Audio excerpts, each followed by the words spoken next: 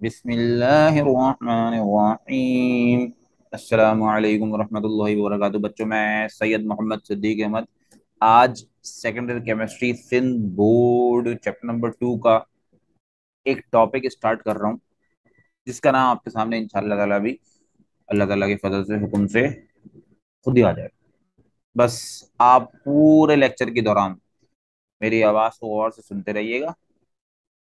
और मेरा जो ये रेड पॉइंटर है ना, ये इसको देखते रहना भाई, बड़ी मेहरबानी।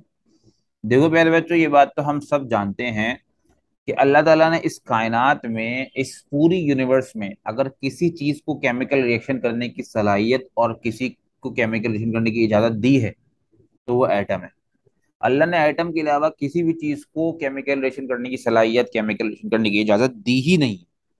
और जब एटम केमिकल रिएक्शन करते हैं, तो ये बात हम जानते हैं कि वो इलेक्ट्रॉन की लेन देन कर रहे होते हैं। ठीक है सर, ये बात तो बिल्कुल आपकी समझ में आती है और हम छोटी क्लासेस से पढ़ते आ रहे हैं कि एटम जब आपस में केमिकल रिएक्शन करते हैं तो इलेक्ट्रॉन की लेन देन करते हैं। एटम के अलावा कोई भी चीज केमिकल रिएक्शन कर ही नहीं सकती। और जब एटम इलेक्ट्रॉन की लेन देन करते हैं, तो उनमें से जो एटम इलेक्ट्रॉन लूज कर देता है, इलेक्ट्रॉन दे देता है केमिकल रिएक्शन के दौरान, वो मेटल कहलाता है। और जो एटम केमिकल रिएक्शन के दौरान इलेक्ट्रॉन गेन कर लेता है, इलेक्ट्रॉन ले लेता है, वो नॉन मेटल कहलाता है। ठीक है सर। अब अगर किसी केमिकल रिएक्शन में कोई मॉलिक्यूल भी रिएक्शन कर रहा होता है ना, तो आम बंदे को दिख रहा होगा कि वो मॉलिक्यूल रिएक्शन कर रहा है। मिसाल के तौर पे hydrogen molecule reacts with oxygen molecule to produce a water. तो देखने वाले को, आम बंदे को, ये बात परेशानी में डाल देगी, उसके समझ में नहीं आएगी कि यहाँ तो एक मॉलिक्यूल दूसरे मॉलिक्यूल से रिएक्शन कर रहा है। केमिस्ट्री वाले तो बोलते हैं कि एटम एटम से रिएक्शन कर रहा है। तो उस बेचारे बच्चे को पता ही नहीं है कि वो मॉलिक्यूल पहले डिकम्पोज होगा, टूटेगा एटम में, फिर वो एटम दूसरे एटम से रिएक्शन करेगा। तो ऐसा थोड़ी है कि जो दिख रहा है वो होता है। कभी कभी तुमने सुना है, जो दिखता है वो होता नहीं है, जो होता है वो दिखता नहीं है। सुनिए ना भाई ये बातें। तो ये तो हमारी सोच है। हमें ऐसा लगता है कि भाई किसी रिएक्शन में अगर मॉलिक्यूल रिएक्शन कर रहा है, दिख रहा है रिएक्शन करता है, तो वो मॉलिक्यूल ही रिएक्शन कर रहा होगा। हालांकि ऐसा नहीं है। वो मॉलिक्यूल पहले टूटेगा एटम में। हाँ, बॉन्ड एनर्जी के जरिए मॉलिक्यूल एटम में पहले कन्वर्ट हो जाएगा, टूट जाएगा। फिर जब सारे मॉलिक्यूल अपने अपने एटम्स में ब्रेक डाउन हो जाएंगे, टूट जाएंगे, फिर वो सारे एटम अलग से आपस में आके रिएक्शन करेंगे और प्रोडक्ट बनेगा। रिएक्शन तो एटम नहीं करना है। कोई मॉलिक्यूल है तो वो भी एटम में टूट जाएगा। ठीक है। अब इससे एक बात पता चली कि अगर एटम बनाना है ना, तो मॉलिक्यूल को तोड़ना पड़ेगा। हाँ sir. Atom is produce by the decomposition या डिसोसिएशन ऑफ मॉलिक्यूल। एटम कब बनता है? मॉलिक्यूल के टूटने से। जस्ट फॉर एग्जाम्पल, एक ऑक्सीजन मॉलिक्यूल है। ऑक्सीजन मॉलिक्यूल को मैं मॉलिक्यूलर ऑक्सीजन भी कह सकता हूँ। ठीक है सर। और मॉलिक्यूलर ऑक्सीजन का मतलब ये हुआ कि दो ऑक्सीजन के एटम आपस में डबल बॉन्डेड है। अब डबल हो या सिंगल हो, अभी ये बात नहीं कर रहे हैं। अभी ये बात कर रहे हैं कि एटम्स आपस में केमिकली कंबाइन हुए हैं। ठीक है। अब अगर मैं चाहता हूं कि ऑक्सीजन मॉलिक्यूल या मॉलिक्यूलर ऑक्सीजन किसी रिएक्शन में जाके हिस्सा ले, केमिकल रिएक्शन करे, तो सबसे पहले ये मॉलिक्यूल एटम में कन्वर्ट होगा, अपने आप को तोड़ेगा। ठीक है। और जब ये मॉलिक्यूल टूट जाएगा बॉन्ड एनर्जी के जरिए, कैसे भी।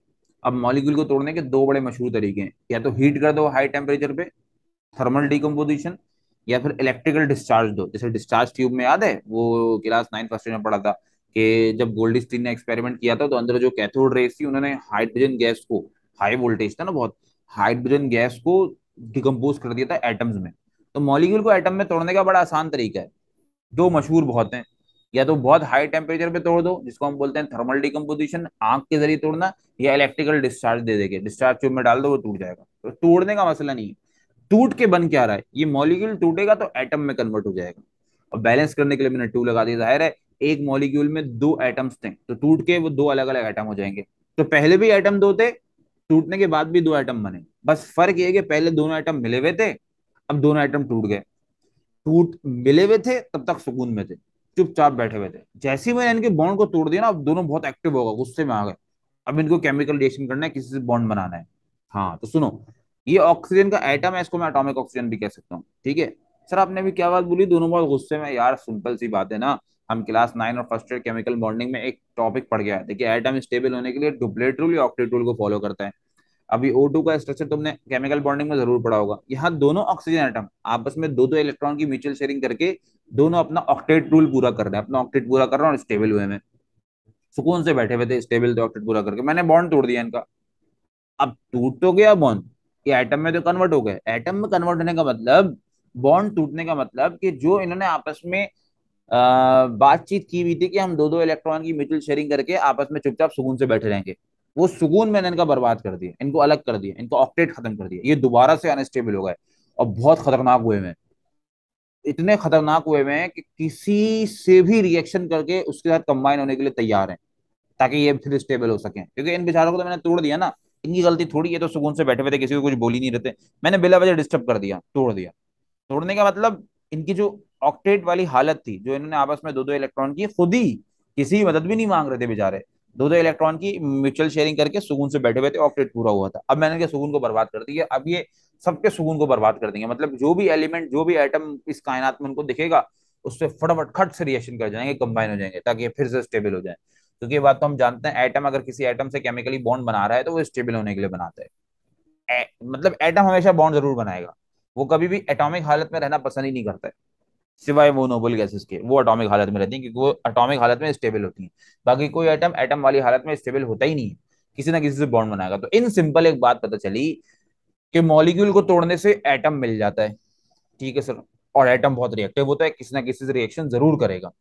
तभी तो ये काम किया जाता है, जब किसी जगह पे मॉलिक्यूल्स को आपस में केमिकली रिएक्ट करवा रहे होते हैं, तो इतनी हीट देते हैं या ऐसा कुछ काम करते हैं कि जिससे वो मॉलिक्यूल पहले एटम में कन्वर्ट हो, बस फिर वो सुकून से बैठ जाते हैं। एक बार तोड़ दिया, अनस्टेबल कर दिया, पागल कर दिया, अब वो अपनी पागलपन्नी को दूर करने के लिए खुद ही रिएक्शन करेंगे किसी से और नया प्रोडक्ट बना लेंगे। जैसे हाइड्रोजन मॉलिक्यूल और ऑक्सीजन मॉलिक्यूल एटम में तोड़ दो, अब वो पागल हो जाएंगे, अब उनके एटम्स यानी एच का एटम ओ के एटम से मिलके खुद ही वाटर बना लेगा, पागलबंदी करेगा, वरना अगर नहीं बनाएगा तो प्यारे बच्चों, अगर मॉलिक्यूलर ऑक्सीजन को तोड़ता हूं तो एटॉमिक ऑक्सीजन मिलता है, और अगर मैं मॉलिक्यूलर हाइड्रोजन को तोड़ता हूं तो मुझे क्या मिलेगा, एटॉमिक हाइड्रोजन। बैलेंस करने के लिए टू लगा दिया, ठीक है सर, ये मेरा आज का टॉपिक है।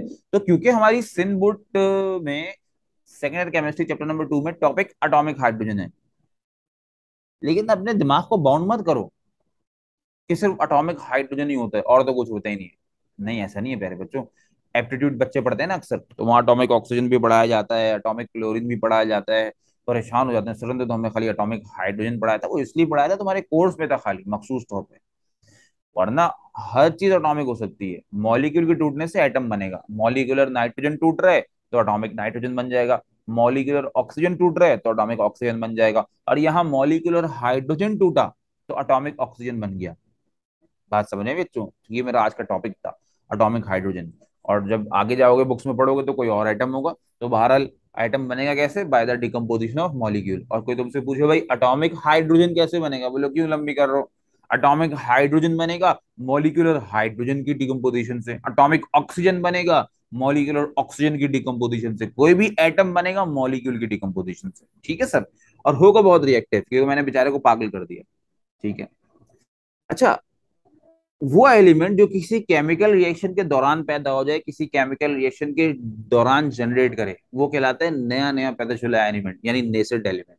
नए नए पैदाशुदे को हम पता है क्या बोलते हैं, नेसेंट बोलते हैं। न्यूली बॉर्न के लिए हम नेसेंट का लफ्ज इस्तेमाल कर सकते हैं।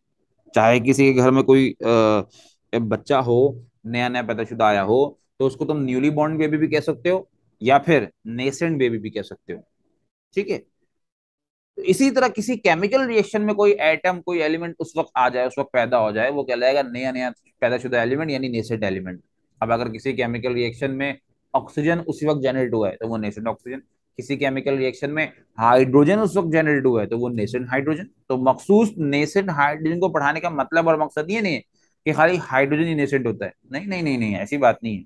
इस केमिकल ओ हमारी सेकेंडरी केमिस्ट्री की बुक में सिर्फ नेसेंट हाइड्रोजन को पढ़ाया है, तो तुमको भी मैं नेसेंट हाइड्रोजन पढ़ा रहा हूँ, वरना तो नेसेंट कोई भी हो सकता है।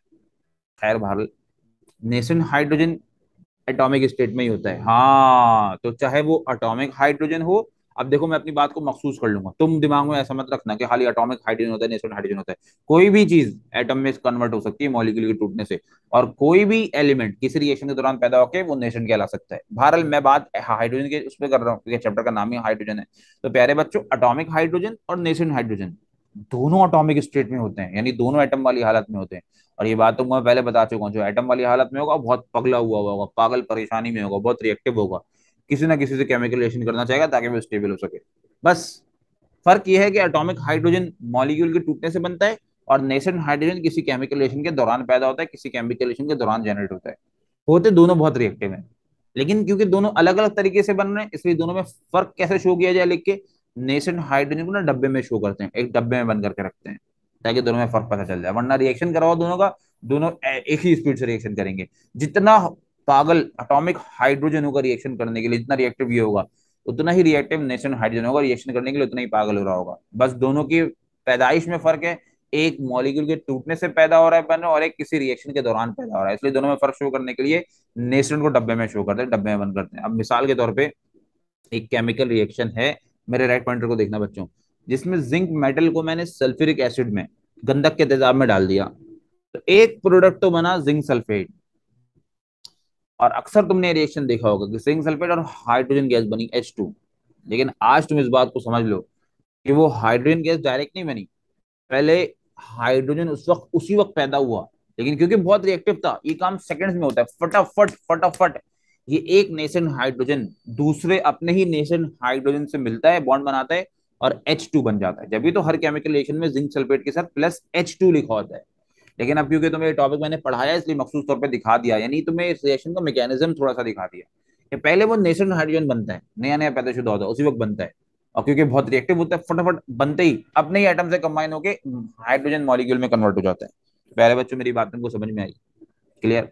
तो पेपर में अगर दोनों में डिफरेंस लिखना है तो क्या लिखोगे? The hydrogen which is obtained by the decomposition of molecule, molecular hydrogen is called atomic hydrogen, और the hydrogen which is obtained during the chemical reaction is called nascent hydrogen. बाकी तफसील से प्रॉपर तरीके से मैंने दोनों में डिफरेंस नोट्स में लिख दिया, तुम वहां से देख लेना। अच्छा जी, अब एटॉमिक हाइड्रोजन का इस्तेमाल क्या होता है? ये इस्तेमाल है, ये और से देखो। एटॉमिक हाइड्रोजन एक ऐसा टॉर्च बनाने में इस्तेमाल होता है जिस टॉर्च का टेम्परेचर 5000 डिग्री सेल्सियस तक चला जाता है।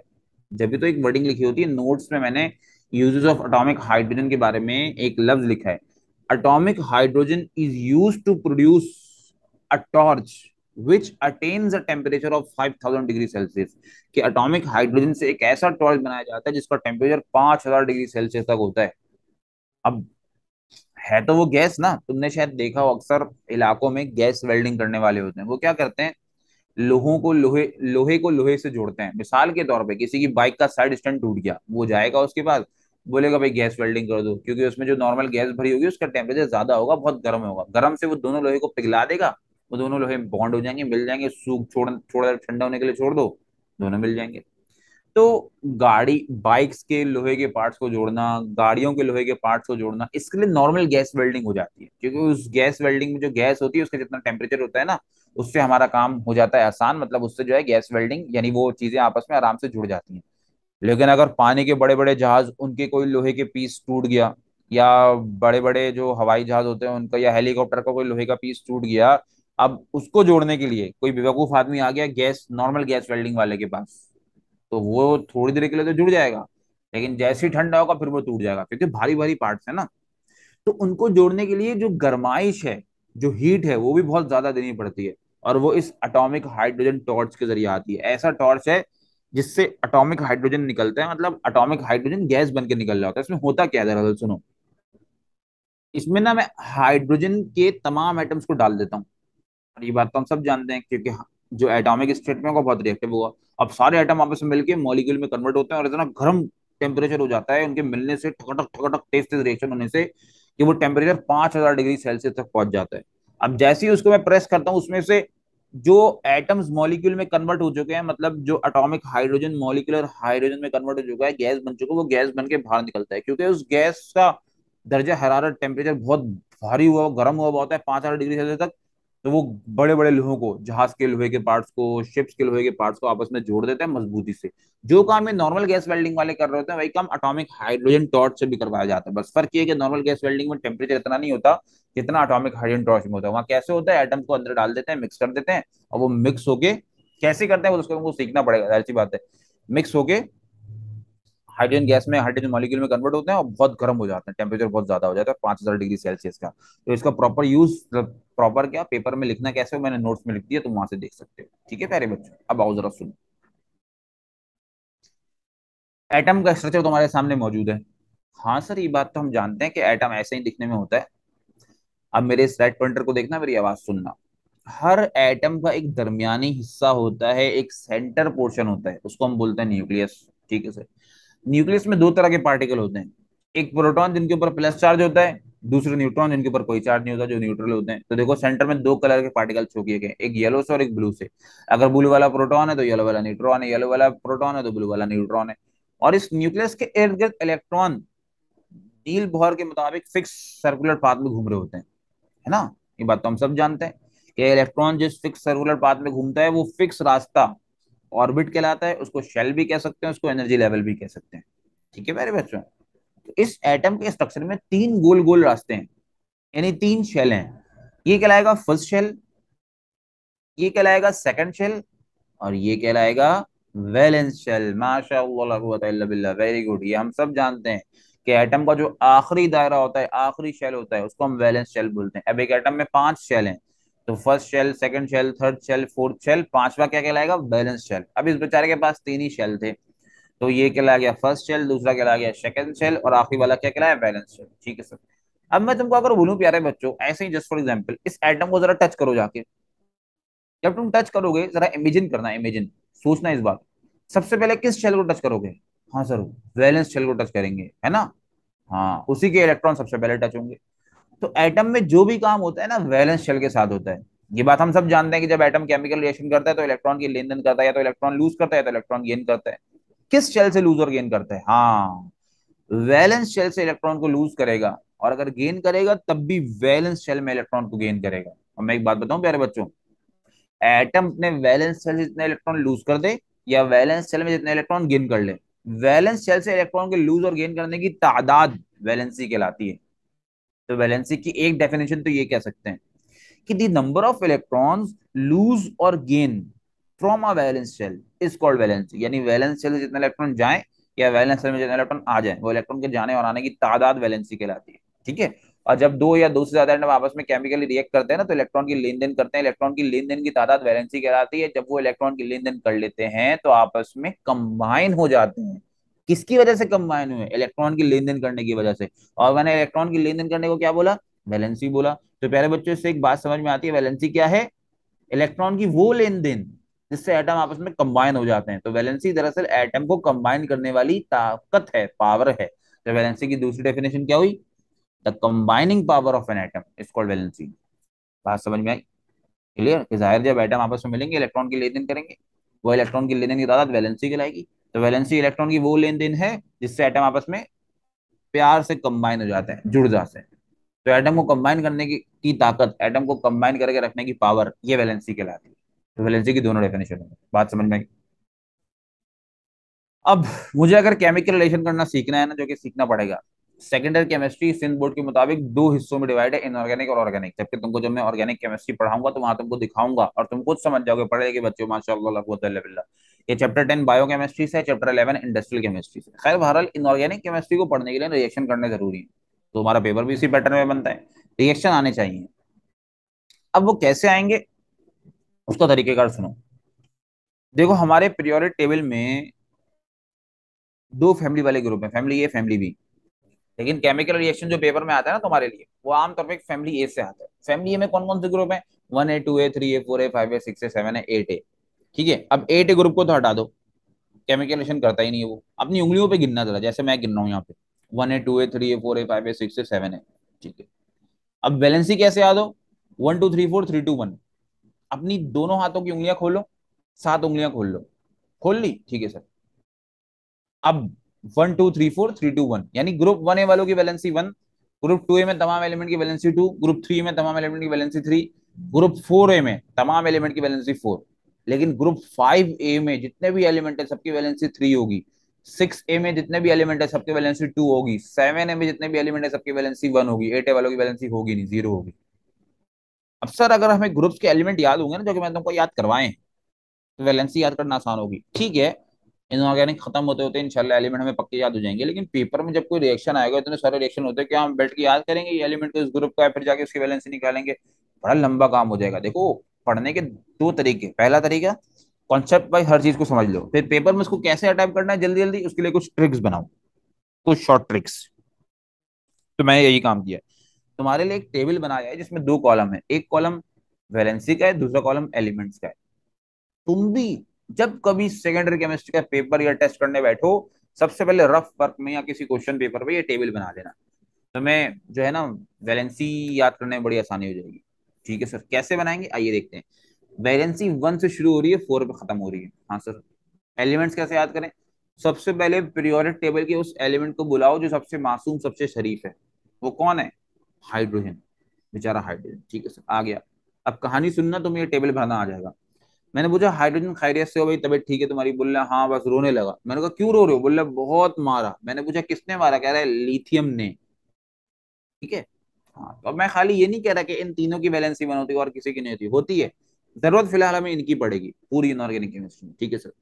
मैंने पूछा किसने मारा? मैंने कहा लिथियम ने। मैंने कहा किससे मारा? बोला मग से, ये मग फेंक के मारा था। ओए होए। मैंने पूछा मग किसका था? कहने लगा उसका। ठीक है सर। तो बेचारा हाइड्रोजन रो रहा है। इसको मैंने कहा चुप हो जाओ। चुप कराने के लिए मैंने देखा बेटा ऊपर देखो क्या चल रहा है। कहने लगा पंखा। तो पी फॉर पंखा। हालांकि पी फॉर फोस्फोरस होता है, याद रखना, बस समझने के लिए बता रहा हूँ। मैंने कहा, पंखा किसने बनाया? बोले पंखा अली ने बनाया। ठीक है सर। मैंने बोला किसके लिए बनाया? बोले बिल्ली के लिए। बिल्ली को इंग्लिश में क्या बोलते हैं? Cat, C for cat. हालांकि सी फॉर कार्बन होता है। सब में कॉमा लगा देना। बस चुपके से एक काम करना, ऊपर क्लोरीन लगा देना, नीचे जिंक लगा देना, याद हो जाएगा। तो प्यारे बच्चों एक बार फिर से रिवाइज कर लेते हैं, जल्दी से आ जाओ, शाबाश। फिर हमें आगे बढ़ना आसान होगा। सबसे पहले एक टेबल बनाएंगे दो कॉलम वाला, एक होगा वैलेंसी, दूसरा होगा एलिमेंट्स। वैलेंसी कहाँ से शुरू होगी? 1 2 3 4। और सबसे पहले कायनात के यानी पीरियोडिक टेबल के उस एलिमेंट को बुलाएंगे जो सबसे शरीफ है। वो कौन है? हाइड्रोजन। ठीक है सर। इसको बुलाया, रोने लगा। मैंने पूछा क्यों रो रहे हो? बोले बहुत मारा। किसने मारा? लिथियम ने। किससे मारा? मग से, ये मग फेंक के मारा था। किसका था? उसका। ठीक है सर। ये हाइड्रोजन बेचारा रो रहा है, इसको चुप कराने के लिए मैंने ऊपर क्या दिखाया? पंखा, पी फॉर पंखा। पंखा किसने बनाया? अली ने बनाया। किसके लिए बनाया? बिल्ली के लिए। बिल्ली को इंग्लिश में क्या बोलते हैं? कैट। उम्मीद है कहानी याद हुई होगी, 2 3 बार सुन के टेबल खुद से बनाना। आखिर में यहाँ क्लोरीन लगा देंगे, यहाँ जिंक लगा देंगे। ठीक है प्यारे बच्चों, सही है। अब सुनो रिएक्शन होता कैसे। रिएक्शन में ना सबसे पहले चार्ज लगाना पड़ता है, क्योंकि ये बात तो हम सब जानते हैं, opposite charges attract each other. Plus और माइनस एक दूसरे को अट्रैक्ट करते हैं। चार्ज लगाना आ जाएगा ना तो तुम अट्रैक्ट भी करवा लो। जब एटम्स आपस में अट्रैक्ट हो जाएंगे तो उनको अट्रैक्ट करके रोकने के लिए उनकी वैलेंसी शेयर करा देना। तो हम जानते हैं ना, वो इलेक्ट्रॉन की लेन देन जो होती है वो वैलेंसी कहलाती है। अब मुझे कैसे पता चलेगा सर किसके ऊपर प्लस चार्ज किसके ऊपर माइनस चार्ज? मेरी आवाज को और से सुनना और मेरे राइट पॉइंटर को गौर से देखना, तो मैं सारी बातें समझ में आ जाएंगी। जिस केमिकल रिएक्शन में हाइड्रोजन होगा, याद रखना उसके ऊपर हमेशा पॉजिटिव चार्ज आएगा। क्यों आएगा? वो इलेक्ट्रॉन लूज करके आता है, इलेक्ट्रॉन गेन करके आता है। ये बात तुमको पता है। अब क्यों क्यों के चक्कर में ज्यादा टाइम मत जाया करो, बस याद रखो कि जिस केमिकल रिएक्शन में एच होगा उसके ऊपर हमेशा पॉजिटिव चार्ज होगा। हमारा मसला यही है, हम सीख कुछ करने से पहले क्यों क्यों करने लगते हैं। पहले सीख तो लो, क्यों का जवाब खुद ब खुद मिल जाएगा। ठीक है सर। या अगर किसी केमिकल रिएक्शन में कोई मेटल मौजूद है तो उसके ऊपर पॉजिटिव चार्ज आएगा। ठीक है, तो दोनों बातें अलग अलग हैं। अगर किसी केमिकल रिएक्शन में H मौजूद है तो H के ऊपर पॉजिटिव चार्ज आएगा, या अगर किसी केमिकल रिएक्शन में कोई मेटल मौजूद है, मेटल के ऊपर पॉजिटिव चार्ज आएगा। अब मेटल की पहचान क्या है सर? हमें कैसे पता चलेगा कौन मेटल है? उसके लिए प्योरिटी टेबल याद होना चाहिए, जो कि तुमको याद है। और उसका आसान तरीका, जिस एलिमेंट के नाम का सफिक्स यानी जिस एलिमेंट के नाम के आखिर में IUM आता है, समझ जाओ वो हाईली रिएक्टिव मेटल है। Lithium, sodium, potassium, rubidium, beryllium, magnesium, aluminium, इन सब के नाम के आखिर में IUM आ रहा है, समझो ये मेटल्स हैं, इनके ऊपर हमेशा पॉजिटिव चार्ज लगेगा। या कुछ ऐसे मेटल्स होते हैं जो अपने बाकी मेटल के मुकाबले में लेस रिएक्टिव होते हैं। नॉन मेटल तो फिर भी वो हाईली रिएक्टिव है, लेकिन बाकी मेटल के मुकाबले में थोड़े लेस रिएक्टिव हैं। मतलब इलेक्ट्रॉन को लूज करने की ताकत रखते हैं अपने अंदर, लेकिन बाकी मेटल के मुकाबले में थोड़ी कम रखते हैं। वो कौन कौन से हैं? जैसे आयरन, कॉपर, सिल्वर, जिंक, ये सारे। ठीक है, सही है सर। इसके बरक्स नेगेटिव चार्ज वाले कौन होंगे? आओ देख लेते हैं। एच अगर पॉजिटिव है तो एच का दुश्मन O नेगेटिव होगा। O का खानदानी भाई OH यानी हाइड्रोक्सिलाइन, वो नेगेटिव होगा। या फिर मेटल पॉजिटिव है तो मेटल का दुश्मन कौन है? नॉन मेटल, वो नेगेटिव होगा। डन सर, ये बात पता चल गई। और नॉन मेटल की पहचान क्या है? उसके नाम के आखिर में आइड आएगा। Chloride, fluoride, bromide. अब देखो ना, जैसे एक कंपाउंड है सोडियम क्लोराइड, तो सोडियम क्लोराइड में कौन पॉजिटिव कौन नेगेटिव? सोडियम नाम के आखिर में EM आ रहा है तो सोडियम पॉजिटिव। क्लोराइड नाम के आखिर में आइड आ रहा है तो क्लोराइड नेगेटिव। और आयनिक बॉन्ड में ये तो होता है, सोडियम इलेक्ट्रॉन लूज करता है, पॉजिटिव चार्ज होता है, क्लोराइड इलेक्ट्रॉन गेन करता है, नेगेटिव चार्ज हो जाता है, आपस में अट्रैक्ट हो जाते हैं। ठीक है, आओ। आज का टॉपिक है chemical properties of atomic hydrogen. पहले तो बताओ एटॉमिक हाइड्रोजन का सिंबल क्या होगा? सर हाइड्रोजन एटम वाली हालत में ये रहा सिंबल, और इसको अगर डब्बे में बंद कर देंगे स्क्वायर ब्रैकेट में तो वो नेचुरल हाइड्रोजन हो जाएगा। ठीक है सर। अच्छा जी, प्रॉपर्टीज का मतलब खुसूसियात। हर चीज में दो तरह की खुसूसियात होती हैं। एक वो खुसूसियात जो हमें नॉर्मल आंखों से दिख जाती है, उसका कलर, उसका फिजिकल अपीयरेंस, उसकी ड्रेसिंग, ये कहलाती हैं फिजिकल प्रॉपर्टीज। तो फिजिकल प्रॉपर्टीज वो प्रॉपर्टीज होती हैं जो हमें नेक्ड आइज से, अपनी इन नंगी आंखों से, जिन पे मैंने कोई माइक्रोस्कोप वगैरह का इस्तेमाल नहीं करा, उनसे दिख जाए, और फिजिकल प्रॉपर्टीज कहलाती हैं। और जिन केमिकल प्रॉपर्टीज को मालूम और जिन प्रॉपर्टीज को मालूम करने के लिए केमिकल रिएक्शन करवाया जाए वो केमिकल प्रॉपर्टीज कहलाती हैं। मिसाल इसकी क्या है? अब मेरी फिजिकल प्रॉपर्टी, मेरा हाव भाव ताव हाल चाल ढाल सबको सब तुमको देख रही है, तो ये मेरी फिजिकल प्रॉपर्टी है। मेरे अंदर क्या चल रहा है वो किसी को नहीं पता, कभी कभी मुझे भी पता नहीं होता। तबीयत खराब लगती है, डॉक्टर के पास जाता हूँ, डॉक्टर बोलते हैं जाकर टेस्ट करवाओ, तो ब्लड टेस्ट कर, लैब वाला मेरे ब्लड को ले जाकर टेस्ट करता है। जस्ट सपोज उसने मेरे ब्लड का केमिकल रिएक्शन बेस के साथ करवाया, अगर मेरा ब्लड बेस के साथ केमिकली रिएक्ट कर जाएगा तो समझ जाओ मेरे ब्लड में एसिड की इफेक्ट बहुत ज्यादा हो गया, मुझे एसिडिटी हो गई है। समझे? तो मेरे अंदर की जो प्रॉपर्टीज है वो केमिकल प्रॉपर्टीज कहलाती हैं। और उसको मालूम करने के लिए उसने क्या किया, मेरे ब्लड का केमिकल रिएक्शन करवाया। तो प्यारे बच्चों, अगर मुझे किसी भी चीज की केमिकल प्रॉपर्टी मालूम करनी है तो मैं उस चीज का केमिकल रिएक्शन कराऊंगा। ये बात अपने दिमाग में हटा लो, बिठा लो कि जब कभी किसी भी चीज की केमिकल प्रॉपर्टी मालूम करनी है उस चीज का केमिकल रिएक्शन कराते हैं। आज मुझे अटोमिक हाइड्रोजन की केमिकल प्रॉपर्टी मालूम करनी है तो मुझे अटोमिक हाइड्रोजन का केमिकल रिएक्शन कराना होगा। सबसे पहले किसके साथ करवाना है? सल्फर के साथ। फिर किसके साथ? फोस्फोरस के साथ। फिर क्लोरीन गैस, फिर कॉपर ऑक्साइड, फिर सिल्वर क्लोराइड, फिर टंगस्टन ऑक्साइड। ठीक है सर, इन 6 चीजों के साथ मुझे आज एटॉमिक हाइड्रोजन का रिएक्शन करवाना है, क्योंकि मुझे एटॉमिक हाइड्रोजन की केमिकल प्रॉपर्टी मालूम करनी है। आओ एटॉमिक हाइड्रोजन रिएक्शन करो, आओ एटॉमिक हाइड्रोजन रिएक्शन करो, आओ एटॉमिक हाइड्रोजन रिएक्शन करो, आओ एटॉमिक हाइड्रोजन रिएक्शन करो, आओ एटॉमिक हाइड्रोजन रिएक्शन करो, आओ एटॉमिक हाइड्रोजन रिएक्शन करो। पहले किसके साथ करो? सल्फर के साथ। फिर किसके साथ करो? फोस्फोरस के साथ। फिर किसके साथ करो? क्लोरीन गैस के साथ। हाँ, मैंने बताया था अगर किसी एटम को गैस शो करना है उसके नीचे टू लगाते हैं। क्लोरीन का पहला लेटर कैपिटल, दूसरा लेटर स्मॉल, इसका मतलब ये एटम है। इसको गैस शो करना था, क्लोरीन गैस बनाना था, मैंने नीचे टू लगाती है। ठीक है सर। आओ कॉपर ऑक्साइड के साथ करो। बाकी दो रिएक्शन छोड़ दिए तो मैं करना है। ठीक है सर। अब देखो वेरिएशन करने का तरीका। सबसे पहले चार्ज लगाना है। अब पहले रिएक्शन को देखो, एच मौजूद है। मैंने बताया था जिस केमिकल रिएक्शन में एच होगा उसके ऊपर हमेशा प्लस चार्ज होगा। ठीक है, एच के ऊपर प्लस चार्ज हो गया तो एस के ऊपर माइनस चार्ज। अरे एक प्लस है दूसरा minus. Opposite charges attract each other. Charge लगाते ही दोनों अपोजिट चार्जेस को अट्रैक्ट करवा दो। एच पॉजिटिव एस नेगेटिव के साथ अट्रैक्ट होगा, अट्रैक्ट होते ही एक दूसरे की वैलेंसी को शेयर करेंगे। वैलेंसी वाला टेबल मेरे सामने हमेशा होना चाहिए। तो प्यारे बच्चों मुझे एक बात बताओ, एच की वैलेंसी क्या है? 1। ये सल्फर को दे देगा, दे दी। 1 को लेके शो करने की जरूरत नहीं है। सल्फर की वैलेंसी क्या है? 2। एच को दे दी, बन गई हाइड्रोजन सल्फाइड गैस। बैलेंस करने के लिए मैं यहाँ 2 लगा दूंगा, इक्वेशन बैलेंस होगा। समझ में आया कैसे करना है? हाँ सर, कुछ हल्का बुल्का तो है। आइए देखते हैं। फोस्फोरस के साथ रिएक्शन कराना है, सबसे पहले चार्ज लगाना पड़ेगा। एच हमेशा पॉजिटिव, जो बच गया वो negative. Opposite charges attract each other. ये पॉजिटिव नेगेटिव के साथ अट्रैक्ट हो जाएगा। जरूरी नहीं है कि एच को पहले लिखो पी को बाद में लिखो, किसको पहले लिखना है किसको बाद में लिखना है कोई फर्क नहीं पड़ता, बस लिख दो। जैसे वाटर का फॉर्मूला H2O होता है, मैं OH2 भी कह सकता हूँ। इसकी मिसाल ऐसे है कि 2 3 6 होता है, मैं 3 2 6 भी कह सकता हूँ। अट्रैक्ट हो गया उसके बाद वैलेंसी को शेयर करेंगे। एच की वैलेंसी 1 होती है, पी के पास चली गई, 1 को लेकर शो नहीं करते। पी यानी फोस्फोरस की वैलेंसी क्या होती है? 3। एच के पास आ गई। ठीक है सर, यहाँ 3, ये फोस्फीन नाम है, 3 लगा दो। Done sir. आओ यहाँ रिएक्शन करवाते हैं। एच पॉजिटिव, ये कॉपर ऑक्साइड वाला। सर ये क्यों नहीं करा रहे? ये तुम्हें खुद करना है। ये देख लो, ये एच पॉजिटिव। ठीक है सर, एच पॉजिटिव।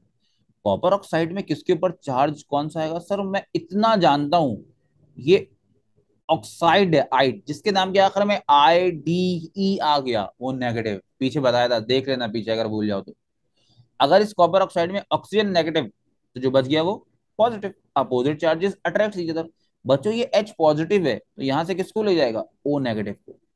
अट्रैक्ट हो गए? Yes sir. अट्रैक्ट होते ही वैलेंसी को शेयर करेंगे हमेशा, हर तरफ, चाहे कहीं पे भी हो। एच की वैलेंसी 1 है, ओ के पास आ गई, 1 को लेके शो नहीं करते। ओ की वैलेंसी टेबल से देख लो 2 होती है, एच के पास आ गई। क्या क्या चीजें रिएक्ट कर गई? सर यहाँ से एच चला गया ओ के साथ, बचा क्या? कॉपर मेटल बचा। अलग अलग शो करना है, अलग अलग शो कर दिया। बैलेंस करने के लिए यहाँ 2 लगा दो। तो प्यारे बच्चों मेरी बात तुमको समझ में आई? बाकी जो reaction number 3, reaction number 5, reaction number 6 तो मैं खुद से करना है। कोई परेशानी हो मैं हाजिर हूँ इंशाल्लाह, लेकिन होगी नहीं। सबसे पहले चार्ज लगाओ, फिर अपोजिट चार्जेस को अट्रैक्ट करवाओ। जब अट्रैक्ट हो जाए तो उनकी वैलेंसी को शेयर करा दो। उम्मीद है तुमको इंशाल्लाह सारी बातें आज तक अल्लाह ताला की वजह से समझ में आई होंगी। मिलते हैं नेक्स्ट लेक्चर में हाइड्राइड्स के टॉपिक के साथ इंशाअल्लाह ताला। अस्सलाम वालेकुम रहमतुल्लाहि व बरकातहू।